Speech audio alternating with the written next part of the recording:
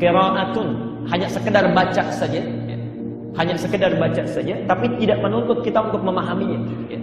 Tidak menuntut untuk memahaminya. Anda boleh setelah tahajud misalnya menunggu datangnya fajar dengan memperbanyak bacaan Quran, sekalipun tidak membaca artinya atau tidak memahaminya. Masya Allah, Allah sediakan pahala yang begitu melimpah bagi orang yang senang baca Quran.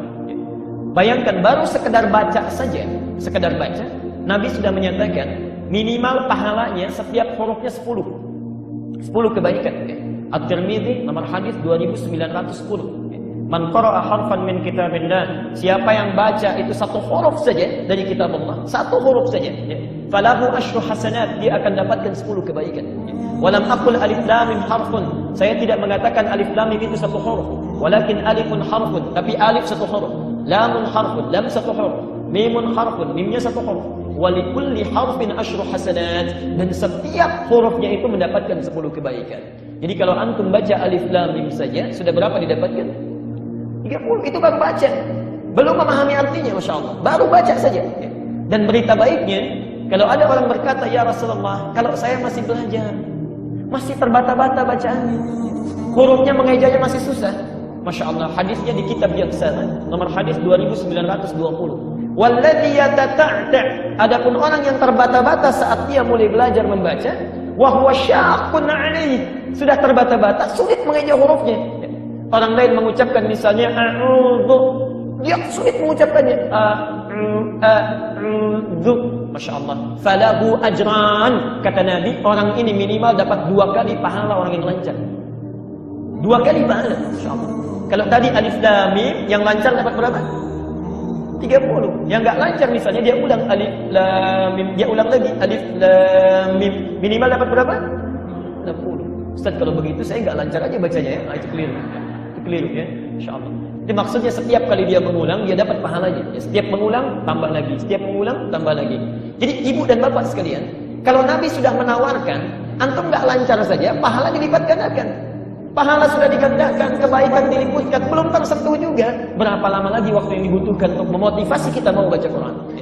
Abdullah bin Amr bin As radhiyallahu anhu meriwayatkan sabda Nabi SAW, yuqalu li sahibil Quran, iqra' wartaki warattil kama kunta turattilu fid dunya, fa inna manzilaka inda akhir ayatin taqra'uha. Dikatakan kepada para pembaca Al-Quran, ini belum bicara masalah penghafal ya, ini hanya pembacanya saja, rutin setiap hari baca. Yang pernah saya bilang, coba praktekin satu hari 10 ayat minimal, gitu kan? Baca ayat tersebut. Yang sering membaca Al-Quran terus mengkhatam, diulangi lagi, mengkhatam, diulangi lagi, terus begitu, maka nanti hari kiamat disuruh dia membaca pada saat sudah berada di depan pintu surga.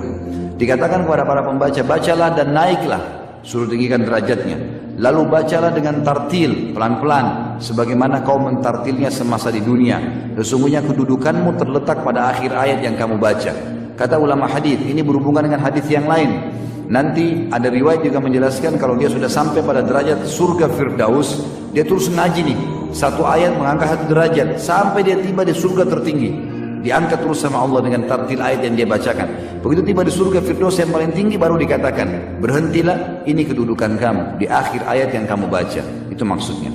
Jadi seringlah membaca teman-teman sekalian, baca Al-Quran, jangan biarkan waktu kosong. Bahkan saya pernah praktekkan dan berhasil. Lagi di lampu merah bisa baca Quran. Naik motor, bisa naik motor. Saya berapa kali naik motor, selalu kalau pagi talim naik motor. Bisa buka program HP, lagi di lampu merah buka, baca Al-Quran. Coba bayangkan kalau 5 lampu merah, 1 lampu merah bisa baca 5 ayat. Berapa ayat untuk baca? 25 ayat. Kalau 7 lampu merah, kalau 10 lampu merah, setiap mampir tuh. Ya, itu maka bisa.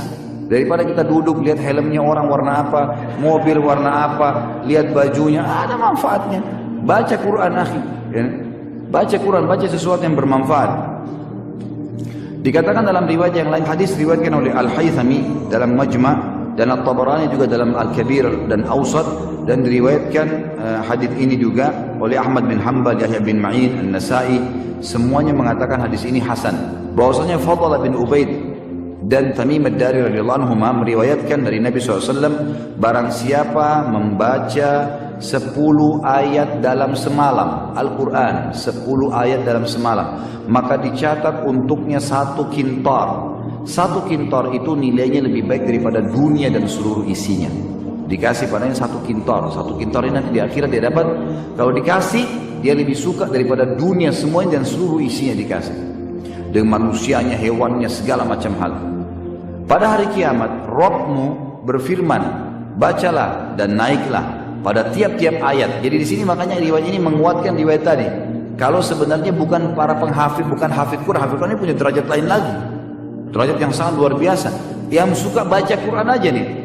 Lalu dikatakan setelah dikasih 1 kintar hadiah untuk dia. Lalu kemudian disuruh baca ayat-ayat yang biasa dia baca 10 ayat per hari itu. Dikatakan baca dan naiklah. Pada tiap-tiap ayat naik 1 derajat hingga berakhir pada akhir ayat yang dibacanya. Allah berfirman pada hamba tersebut, peganglah, bertahanlah.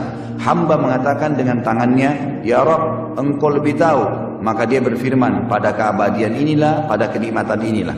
Jadi maksudnya disuruh berhenti, sudah berhenti baca. Dia tidak tahu dia sudah sampai derajat yang mana nih. Lalu dia mengatakan, ya Rabb, terserah kamu. Kalau suruh berhenti ya berhenti, kalau suruh baca ya baca. Ayat yang biasa dibaca di dunia. Jadi kalau makin sering khatam berarti makin banyak yang kita baca kan. Makin tinggi derajatnya. Sampai di derajat surga Firdaus dia tidak sadar. Lalu Allah mengatakan, disinilah keabadian, disinilah kenikmatan yang kau dapatkan. Maka masuk surga Firdaus hanya membaca 10 ayat per hari. Bayangin tadi kalau kayak kasus lampu merah. Lagi antri mau bayar parkiran. Banyak kasus ini. Banyak kasus. Antri mau wudu. Orang lagi antri 5 orang nunggu. Tak usah lihat orang gulung celana, orang pakai sendal apa. Buka HP baca Quran. Sesuatu yang bermanfaat teman-teman. Jangan mulai sekarang harus ubah persepsi kita yang selalu malas-malasan nih. Karena kalau kita nggak paksain diri, nggak buatin program, kita nggak masuk dalam firman Allah. Walladzina jahadu fina lanahdiyannahum subulana. Orang yang berusaha menuju ke jalan-jalan kami akan pandu ke jalan-jalan kami. Kata ulama tafsir yang dimaksud dengan kami akan pandu ke jalan-jalan kami. Kalau seseorang sudah memaksakan dirinya untuk masuk ke dalam sebuah program ibadah, nanti Allah akan buat dalam program itu, dalam ibadah itu banyak program yang lain. Seperti kasus seringnya dia baca Quran misalnya. Mungkin kalau antum belum pernah coba baca Quran deh. Antara azan dari kamu coba baca Quran misalnya. Nanti kalau kita rutinkan, Allah akan mudahkan kita punya ide-ide baca Quran. Seperti tadi saya bilang, di lampu merah, lagi nunggu wudu, ada muncul ide di situ. 1000 program akan keluar nanti. Tiba-tiba kita berpikir bagian Al-Quran, tiba-tiba ini, tiba-tiba itu, banyak hal. Nanti mungkin kalau sudah sering dibaca terprogram lagi untuk menghafalnya dan seterusnya. Seringnya kita bersedekah akan membuat lahirnya program-program di sedekah itu. Tanpa kita, mungkin orang lain tidak pernah terfikir, kita pun tidak terfikir. Tapi akan muncul ide di situ. Sama dengan puasa, sama dengan zakat, sama dengan segala hal. Kalau kita sudah biasa buat program di situ, akan datang program-program yang Allah Azza wa Jalla mudahkan.